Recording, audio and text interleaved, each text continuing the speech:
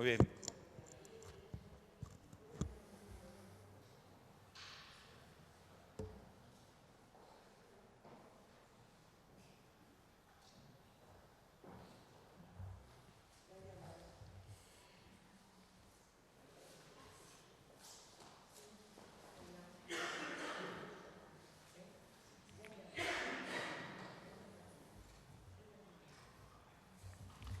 Mira, Juan, qué puntual.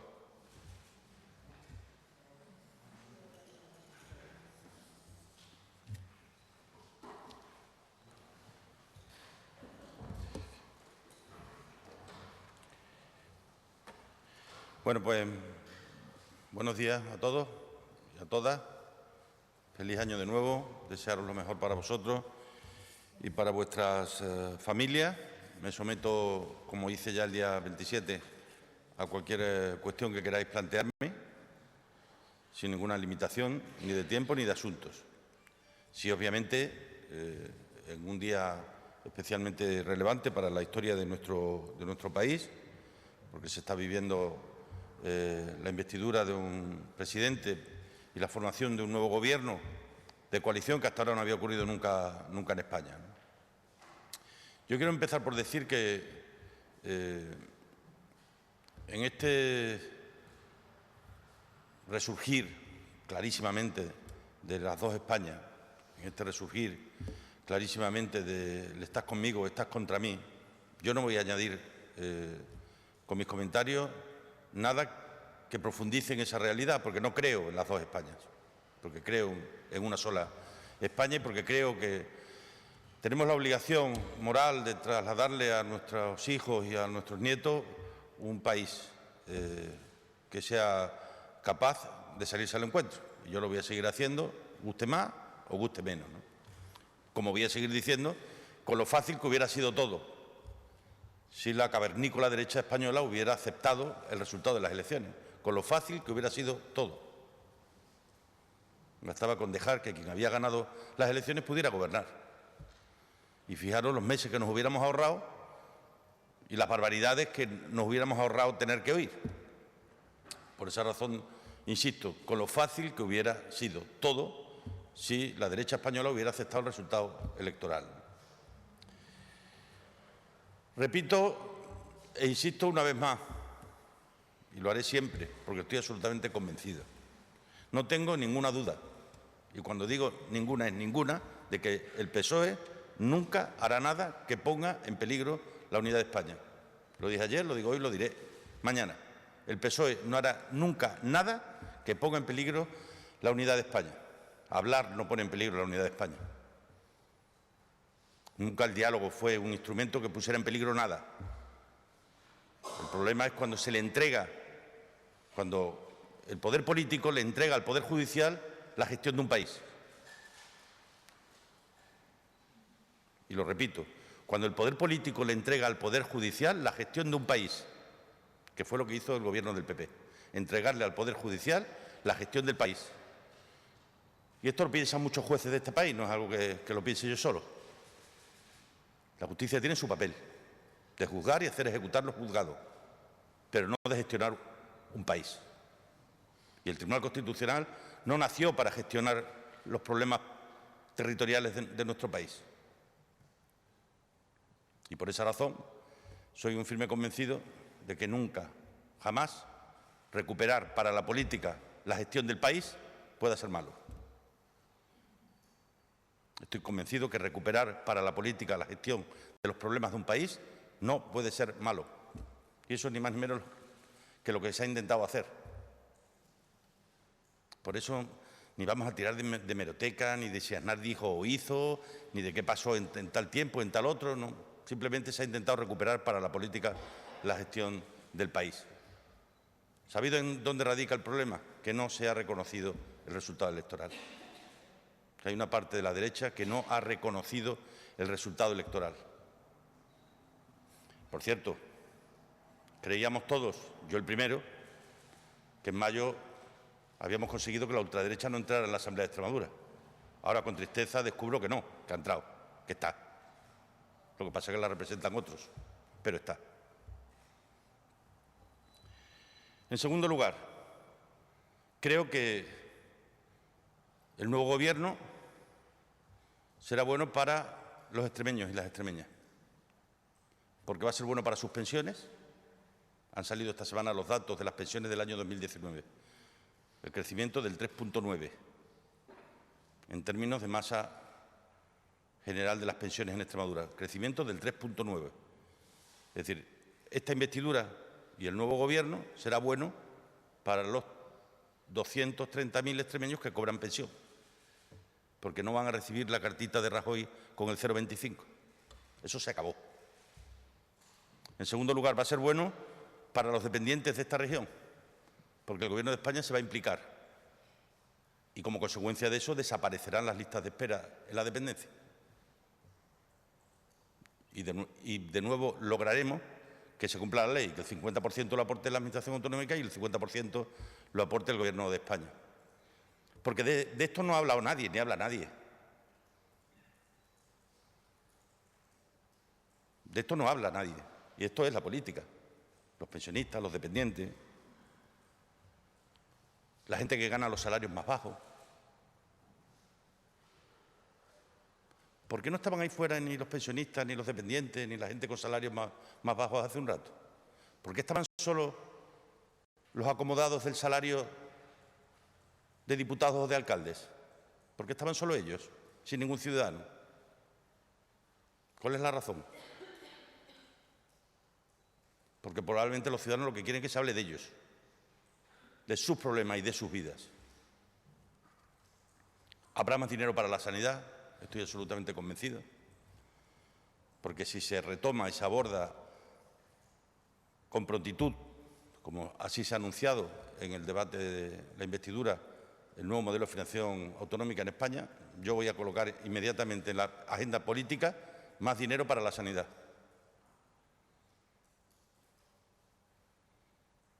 Y evidentemente no lo pueden hacer aquellos que lo que hicieron fue recortes en la sanidad. Es decir, los que cerraron puntos de atención continuada en Extremadura no están en condiciones de defender la sanidad en esta región. Los que contribuimos a construirla, sí. Y por esa razón le pondré como primer elemento al presidente del Gobierno más recursos para la sanidad. Hay que intentar llegar a un 6,5 de financiación de la sanidad en España, del Producto Interior Bruto. Estoy convencido de que en este Gobierno las brechas entre mujeres y hombres disminuirán, porque con los gobiernos de progreso han disminuido y con los de regreso han aumentado. Por cierto, yo creo que ya nadie tiene ninguna duda que, siendo como son defendibles cualquier opción política, ha quedado claro dónde está el progreso y dónde está el regreso. Porque algunos no es que quieran regresar a hace 20 años, es que creo que querrían regresar a hace 50, después de oír algunas de las cosas que hemos tenido que oír a lo largo de estos últimos días, de estos últimos meses, ¿no? Y además yo me alegro por los intereses de Extremadura, porque van a gobernar los que han invertido en un año lo que otros en 7, aunque solo fuera por eso.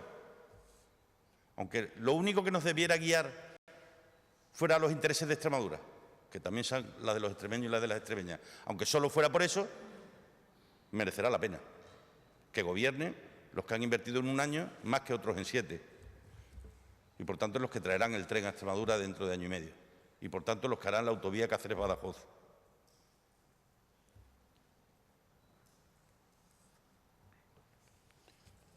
Y esto es lo que hay.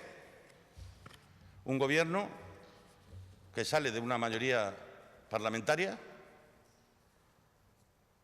que podía haber sido todo mucho más fácil si la derecha de este país hubiera hecho lo que pidió a otros que hicieran cuando se dieron las mismas circunstancias. ¿O cuál era la alternativa? ¿Nuevas elecciones? ¿Hasta cuándo? ¿Hasta que las ganara Vox? Y como no sumarían, le dirían al PSOE que fuera un partido de Estado y se abstuviera. Porque la mala noticia de todo esto es que un partido que con el PSOE ha contribuido a la construcción de nuestra democracia y a estos 40 años de convivencia y de paz, como el Partido Popular, le ha comprado completamente el discurso a Vox. Han conseguido que no haya más que el discurso de las dos Españas. Y hay una tercera, Hay una tercera y además muy numerosa, la España de la gente que trabaja, de la gente que madruga, de la gente que se le ocurra, de la gente que no grita, que no insulta. Y yo me siento parte de esa tercera España, de la que trabaja, de la que madruga, de la que no insulta, de la que construye, de la que dialoga, de la que se sale al encuentro. ¿Que esto ya no está de moda? Pues me habré quedado de modé. Si esto ya no está de moda, yo desde luego no soy de ninguna de las dos Españas, entendiendo por esas dos Españas la España que se insulta, la España que se provoca, la España que se falta al respeto.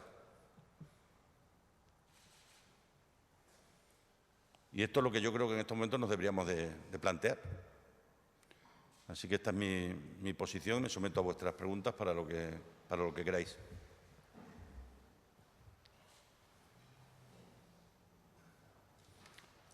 Fabián. ¿Qué tal, presidente? Buenos días. En cuanto a lo que usted ha dicho, que con el nuevo gobierno van a haber diferentes partidas para sanidad, para dependencia, etcétera. Precisamente hoy en el diario El Mundo hay un entrecomillado al vicepresidente de la Generalidad que precisamente vuelven otra vez a meterse con la financiación que reciben en concreto Cantabria y Extremadura, diciendo que nosotros aportamos mucho menos al Estado de lo que finalmente recibimos dentro de esa solidaridad interterritorial. Entonces, es de Esquerra Republicana. ¿Cómo ve usted esas declaraciones? Pues le niego la mayor, porque en Extremadura ni da ni recibe, ni Cataluña da ni recibe. En España los territorios no dan. Los ciudadanos pagan impuestos en función de su renta y reciben en función de lo que necesitan. Y esto es lo que hay. Nada cambió respecto de ayer. Sostienen lo que han venido sosteniendo siempre. Por eso no hay nada acordado con ellos que tenga que ver con la financiación autonómica, ni nada que tenga que ver con el reparto redistributivo y la justicia social en nuestro país. Yo creo que el modelo de financiación debería ser un modelo pactado con el conjunto de los gobiernos autonómicos y lo que llegara finalmente a las Cortes Generales fuera o viniera de un amplio acuerdo entre los distintos gobiernos, porque tenemos los problemas muy parecidos. Tenemos problemas muy parecidos, ¿no? Y como tenemos problemas parecidos, deberíamos de encontrar soluciones de consenso. Pero esa es una de las razones por la que el acuerdo se ha limitado exclusivamente a la creación de un espacio de diálogo, nada más. Sí, presidente, buenos días. Ha costado mucho lo que parece va a suceder, pero toca gobernar y toca aprobar leyes, toca aprobar presupuestos.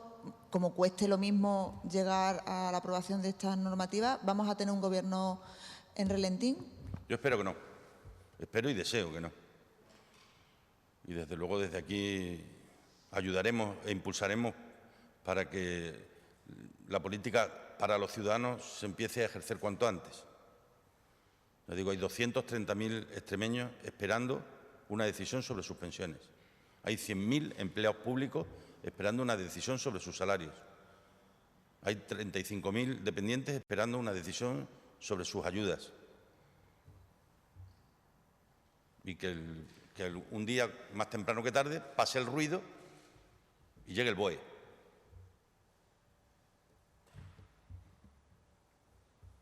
¿Más cositas? Evidentemente, están en redes sociales. Ayer usted, sin ir más lejos, recibía un montón de menciones a raíz de su último tuit, muchos de ellos con insultos. Y también, están saliendo palabras que se dijeron meses y años atrás acerca de ese pacto con Podemos y con independentistas y separatistas. ¿Qué es lo que tiene que decir ante, por ejemplo, palabras de esas? En primer lugar, que no contesto nunca a los insultos, jamás, ni en directo ni en diferido. Jamás contesto a los insultos, ni en persona, que me los hace. Porque la caverna insulta, y te insulta en la cara, además. Pues que las circunstancias que hoy tiene nuestro país difieren de las del 2016 en un elemento claro. Que entonces las elecciones tuvieron un ganador, que era el Partido Popular, y ahora tienen otro ganador, que es el Partido Socialista. Y lo que yo defendí entonces y seguiría defendiendo ahora si se repitiera, es que no se podía hacer un gobierno con nadie contra la voluntad de los que habían decidido que gobernara en aquel momento el Partido Popular. La gente trae al presente afirmaciones sobre realidades que no tienen nada que ver. No tienen nada que ver. Y en aquellos momentos, quiero recordar, aunque algunos no tengan interés ninguno en que se recuerde, que de lo que se estaba hablando era o de dejar gobernar al PP o de construir un gobierno alternativo con Podemos y los independentistas. Entonces, que no traigan a una realidad que no tiene nada que ver, una realidad que no es la que en aquellos momentos se daba, ¿no? Por eso, porque ahora hay un partido que ha ganado no unas elecciones, sino cinco. Es decir, el señor Monago en Extremadura, en un año, ha perdido 5 elecciones. 5 en el mismo año. Y se pone a silbar mirando para los sitios como diciendo, no, yo no tengo nada que ver con esto, ¿cómo no vas a tener que ver? Si hoy podían no haber pedido autorización para la manifestación, porque con el número de gente que han venido no hace falta pedir permiso. O sea, van a llevar a la irrelevancia, porque le han comprado el discurso a Vox. Le han comprado su discurso a Vox. Y como suele ocurrir en estos casos, la gente prefiere el original que la fotocopia. Pepe, ¿no tienes tú? ¿Tiene seguridad de que la consecución de votos para la investidura de partidos territoriales o incluso provinciales como Teruel existe, PNV, que representa una comunidad, BNG, Compromís, no signifique que se vaya a ir algo de dinero, de fondos, de inversiones para allá, que vayan a detraer el común? ¿O? No, digo, que tengo plena seguridad de que no va a pasar nada raro, sí, porque la sociedad española de hoy no lo aceptaría. Fijaros lo que ha cambiado este país. Cuando el tamallazo, la gente no se echó a la calle. Hoy se hubieran echado a la calle. Y si alguien quiere comprar la voluntad de un diputado, este país reaccionaría, una mayoría social de este país reaccionaría. Por eso hay gente que entiende, que entonces entendió que un diputado puede tener precio y hoy pues es algo que la calle no aceptaría bajo ningún concepto, incluso de gente que no esté de acuerdo con este gobierno. Pero entonces sí, entonces la gente tuvo precios. Y una cierta conciencia social relajada de este país lo permitió.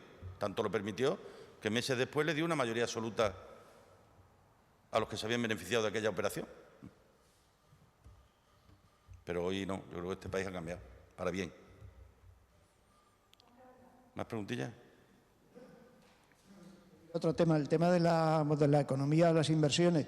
A ver si nos puede contar cómo está en este momento 3 cosas que se han manejado en los últimos tiempos, como fueron la azucarera, el proyecto de ocio de Castiblanco y también el del matadero de Zafra. Empezando por el tercero, parece que van a empezar las obras en breve, por lo que nos ha comunicado la empresa. La azucarera mantiene vivo su deseo, está construyendo en estos momentos otra en Egipto. Y entiendo que están esperando terminar aquella para empezar y que no se solapen los proyectos, ¿no? Y la documentación que está presentada por parte de la empresa que solicita el amparo de la ley de Legio, de la ley para grandes instalaciones de ocio en la comarca de la Siberia, está a la espera de que aporten todavía alguna documentación para que empiecen a correr los tiempos que la propia ley marcaba, ¿no? Por esa razón yo espero que eso se desbloquee y que pueda aportarse definitivamente lo que falta, ¿no? Y a partir de ese momento empiecen a correr los tiempos. En cualquier caso, además de esto, ya digo que hay varios proyectos más que irán viendo la luz a lo largo de este año. Os lo dije el día del balance y os lo digo ahora. 2020 va a ser un año trascendental para Extremadura. Trascendental. Porque se tienen que definir una serie de elementos que son absolutamente importantes para cambiar la dinámica en la que hemos estado en los últimos años, ¿no? Y yo confío en que las cosas van a salir y desde luego voy a defender en el Parlamento y voy a seguir defendiendo la política del encuentro y del consenso y del diálogo, ¿no? A mí no me van a llevar a territorios pantanosos porque no acudo. Si ellos quieren convertir el Parlamento en el teatro del malo, el que se debe hacer del bueno, como decía yo el otro día en las redes, se hacen los teatros. Cuando la política se quiere convertir en un teatro, eso no sale. acaba saliendo siempre mal, históricamente siempre ha salido mal. Pero en cualquier caso, yo me voy a mantener fiel a lo que siempre he defendido para poder seguir siendo reconocible y desde luego voy a seguir defendiendo siempre dentro del partido al que pertenezco aquellas cosas en las que creo y también de las que estoy absolutamente convencido. Confío plenamente en el PSOE de que no va a hacer nada que pueda poner en peligro la unidad de España. Fabián. Laura. Dos preguntas. Una es una curiosidad. No sé si finalmente habló con Inés Arrimadas o no, se llegó a llamarle, por una parte. Y por otro, creo que tiene esta semana una reunión con patronal y sindicatos para hablar de un nuevo plan de empleo de Extremadura. Sí, es la primera reunión, una reunión de partida, y ahí estableceremos el calendario y espero que en el primer trimestre pueda estar resuelto. No, a mí Inés Arrimadas no me llamó. A mí no me llamó.